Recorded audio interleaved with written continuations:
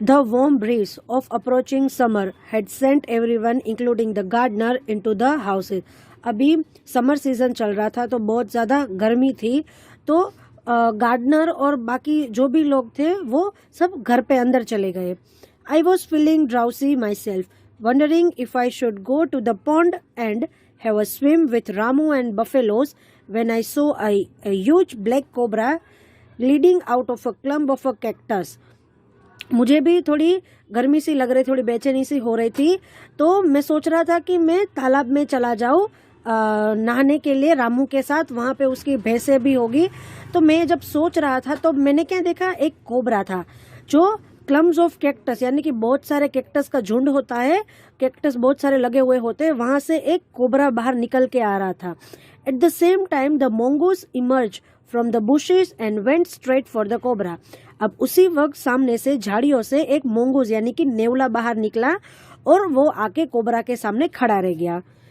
In the clearing beneath the banyan tree in bright shine they came face to face. अब banyan tree के नीचे सूर्य भी एकदम अच्छा था उस दिन, तो मोंगूस और कोबरा है वो एक दूसरे के सामने फेस टू फेस आ गए. The cobra knew only too well that the grey mongoose 3 feet long was a superb fighter, clever and aggressive. अब कोबरा को तो ये एकदम अच्छे से मालूम था कि जो मोंगूस है ग्रे कलर का, जो कि 3 फीट लंबा है, वो एकदम बढ़िया फाइटर है, क्लेवर भी है और अग्रेसिव भी है. But the cobra too was a skilful and experience fighter. पर कोबरा भी अपने आप में कुछ कम नहीं था, वो भी बहुत काबिल और अनुभवी फाइटर था. He could move swiftly and strike with the speed of light, and the sex behind his long sharp fangs were full of deadly poison. तो जो कोबरा है वो एकदम स्विफ्ट, मतलब एकदम इतना मुलायम तरीके से निकल जाता है, या फिर एकदम इतने अच्छे से हमला करता है कि जैसे लाइट की स्पीड कैसी होती है उतनी तेज़ी से वो हमला कर सकता है. और जो कोबरा होता है उसके दांत के पीछे एक सेक्स होता है. सेक्स यानी कि एक ऐसी जगह होती है जिसका शेप एकदम बैग की तरह होता है, तो उस पर वो पूरा है ना वो पॉइजन की तरह होता है. तो ये एक कोबरा के लिए पॉजिटिव पॉइंट होता है कि वो जो सेक होता है वो एकदम पॉइजन से भरा हुआ होता है.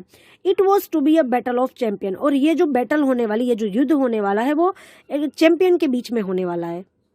Hissing defence, his forked tongue darting in and out, and the cobra raised 3 of his 6 feet off the ground and spread his broad spectacled hoods. मतलब कि हिसिंग जो साउंड होती है, जो कोबरा जो सांप होता है वो हिस हिस करके जो साउंड करता है वो कर रहा था. और उसकी जो टंग, उसकी जो जीभ होती है वो बीच में से थोड़ी कटी हुई होती है, मतलब कि बीच में से थोड़ी वी शेप की होती है. तो वो जो वो टंग होती है वो अंदर बाहर कर रहा था. और फिर कोबरा है जो 6 फीट ग्राउंड होता है, तो उस पे से 3 फीट उसने अपने आप को ऊपर उठा लिया था और अपना जो हुड होता है वो एकदम से फैला लिया था. The mongoose bushed his tail and long hair on his spine stood.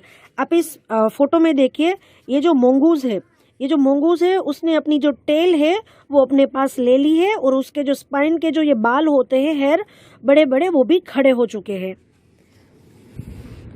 दो the combatant were unaware of my presence in the tree, they were soon made aware of the arrival of 2 other spectators. मतलब कि ये जो मोंगूस और cobra थे उनको ये नहीं पता था कि मैं ट्री पे बैठ के अंदर से उन लोगों की फाइट को देख रहा हूँ, पर उनको ये ज़रूर पता था कि जो 2 नए देखने वाले स्पेक्टेटर है वो ऑलरेडी आ चुके हैं. वन वॉज द मैना and the other a jungle crow. अभी जो वो 2 देखने आए थे, जो उनकी फाइट देखने आए थे, वो थे मैना और जंगली कौआ. They had seen this preparation for battle and had settle on the cactus to watch the outcome. उन लोगों ने आके ये देखा कि चलो प्रिपरेशन तो हो गई है युद्ध की, बैटल की, तो अब हम इसे देखते हैं. वो तो कैक्टस पे बैठ गए, मैना और जो कौवा था वो दोनों कैक्टस पे बैठ गए ये युद्ध देखने के लिए. Had they been content only to watch, all would have been well with both of them. अगर मैना और कौवा दोनों सिर्फ देखने की इच्छा से यहाँ आए हैं तो उन दोनों के लिए बहुत अच्छा होगा. The cobra stood on the defensive, swaying slowly from side to side, trying to mesmerize the mongoose into making a false move.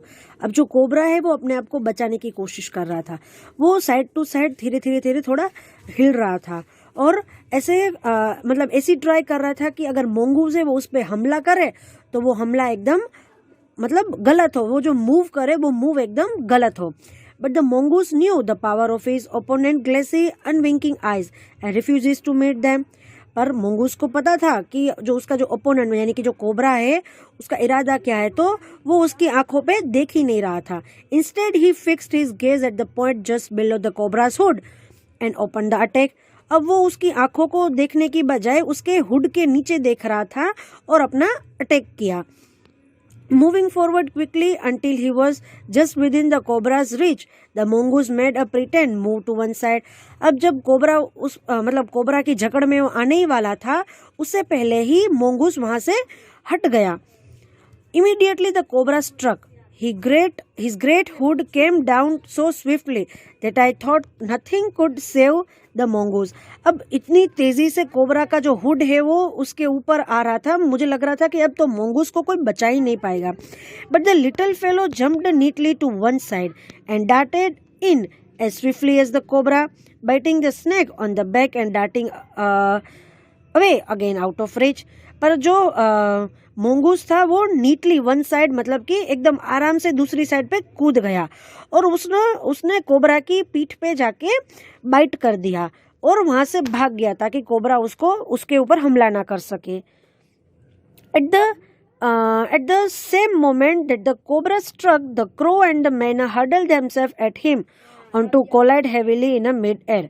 अब उसी समय जब कोबरा को जो पीछे बाइट किया तो उसको खून निकल रहा था, तो क्रो और जो मैना है वो उड़ते उड़ते उसके ऊपर आए उनको कोलाइड करने के लिए. Striking insult at each other they return to the cactus plant. अभी वहां पे आके थोड़ा फड़फड़ा के फिर चिल्लाते चिल्लाते कैक्टस के ऊपर वापस बैठ गए.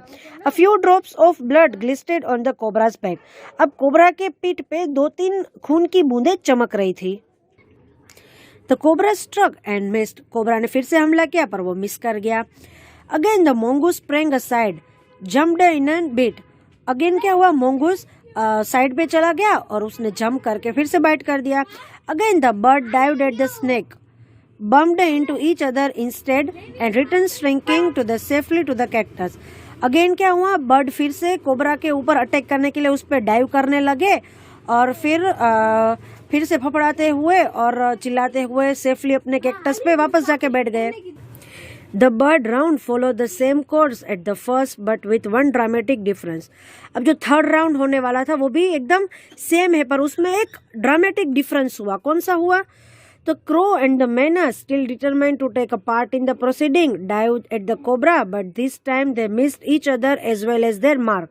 अभी क्रो और मैना फिर से उस पर हिस्सा लेने लगे उस प्रोसेस में कि कोबरा के ऊपर डाइव किया, पर इस बार क्या हुआ, वो लोग डाइव कर रहे थे कोबरा के ऊपर तो वो मिस हो गया और वो जो मार्क करने वाले थे कोबरा के ऊपर, जो निशान करने वाले थे वो भी नहीं हो पाया. The myna flew on and reached its perch, but the crow tried to pull up in mid-air and turn back. अब मैना है वो तो फिर से उड़ के कैक्टस पे वापस बैठ गए, पर जो क्रो था वो बीच में रहा, बीच में उड़ता रहा, फिर वापस से उस पे हमला करने गया. In the second that it took the bird to do this, the cobra wiped his head back and struck with the great force. His snout thudding against the crow's body. अब जब क्रो है वो mid air पे पहुंचा, फिर से हमला करने के लिए गया तो क्या हुआ, कोबरा ने अपना जो मुंह होता है वो एकदम फोर्सली टर्न किया और उसका जो फेस है वो क्रो के बॉडी पे टकराया और क्रो की बॉडी है वो कहीं दूर जाके गिरी. I saw the bird flung near 20 feet across the garden. अब वो गार्डन से 20 फीट दूर जाके क्रो की body Giri. It fluttered about for a while when lay still. मैंने देखा कि वो जो क्रो की बॉडी है वो दूर जाके गिरी तो वो थोड़ी देर तक फफड़ाती रही और फिर वहां पे पड़ी रही. द मैना remain on the cactus plant. पर मैना है वो कैक्टस के प्लांट पे ही रही.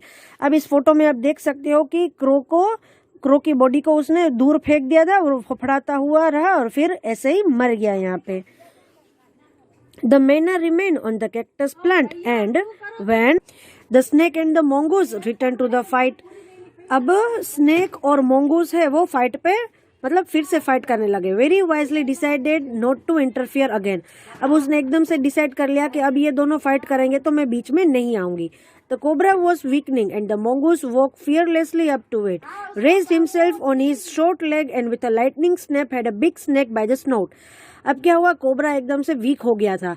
मोंगूस है वो बिना डरे आगे बढ़ रहा था। उसने अपने शॉर्ट लेग से इतनी तेजी से हमला किया अपने शॉर्ट के through. The cobra wriggled and laced about in a frightening manner and even collided itself about the mongoose, but to no avail. मतलब कि कोबरा है वो एकदम से डर गया था, उसने अपने आप को कोलाइड मतलब एकदम से सिकुड़ लिया था और पर कुछ काम नहीं आया।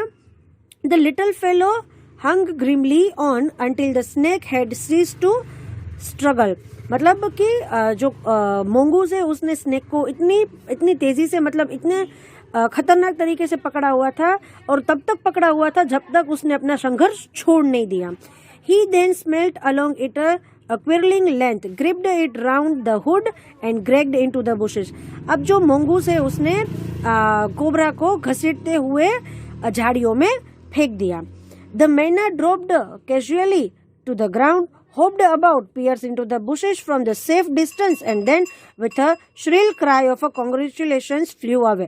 अब मैना है वो बड़े ध्यान से ग्राउंड पे आई और उसने बुशिश को मतलब कि झाड़ियों में थोड़ा दूर से देखा और फिर जोर से चिल्लाई कि बधाई हो बधाई हो। तो यहाँ हमारा ये चैप्टर खत्म होता है। Thank you so much.